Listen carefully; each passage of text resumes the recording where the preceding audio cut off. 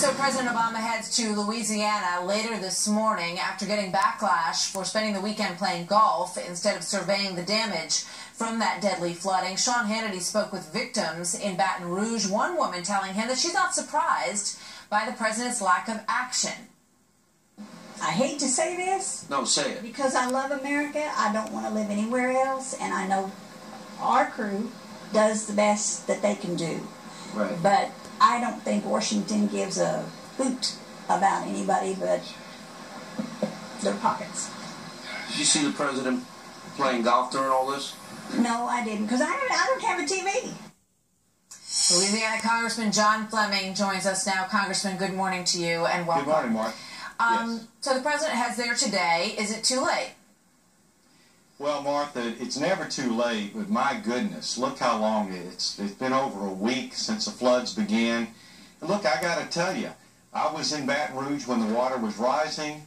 I visited churches. I visited low-rent housing in Washington and Eunice, Louisiana. I went to Denham Springs. I was there when Donald Trump and Mike Pence were there. That's ground zero, a 1,000-year flood. And the devastation is unbelievable, but neighbors are helping neighbors in Louisiana.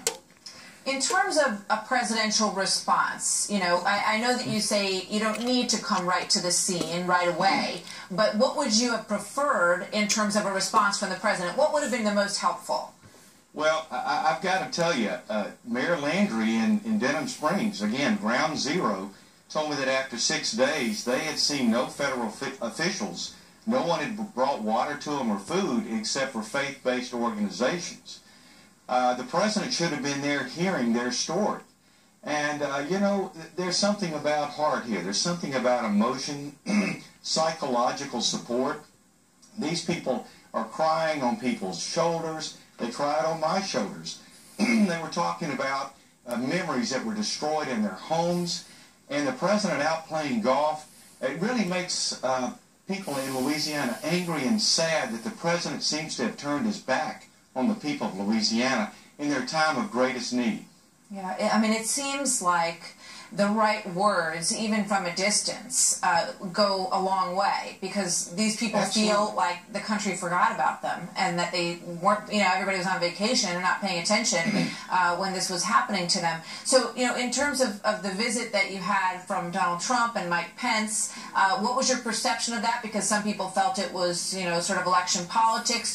What was your sense of what they were like on the ground? Not at all. They were cheered. They were very much appreciated. And the people of Louisiana appreciate leadership. And I really have to believe the president wouldn't be showing up in Louisiana today but for the leadership of Donald Trump that actually showed up in the time of need most for the people of Louisiana. So really, heart and emotion is a lot. Psychological support. If the president is not going to show up, then, of course, there's a lot of concern over the fact that FEMA and the National Guard or others who may not be on the ground the way they should, we have to ask the question, well then if the president's not here, no wonder there's a delay in other types of services. It's kind of shocking given the criticism that President Bush got from President Obama, Senator Obama at the time, that he wouldn't be especially sensitive to this situation and want to make sure that he was, you know, doing all that he could and more. Well, the president himself criticized President Bush while he was a senator. Senator Obama at the time criticized President Bush, and all the president did was try to avoid creating any problems. He didn't want to create a disturbance, but he regrets not having shown up. President Obama should have learned from that experience. He should be here, should have been here, frankly, a week ago. Congressman, thank you. No doubt when he gets there, he will see that devastation firsthand, and it's striking. Everybody who's reporting to us from there just says how unbelievably devastating it is. So we send our good thoughts to you all, and we hope that you continue to get the help that you need. Thank you very much, Congressman. Good to see you this morning. Martha, a would-be suicide bomber dispatched by ISIS stopped by police. And that suspect reportedly just 15 years old.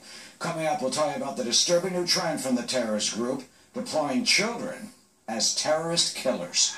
And one Muslim community here at home trying to send a message to ISIS by putting up this billboard. Look at what it says.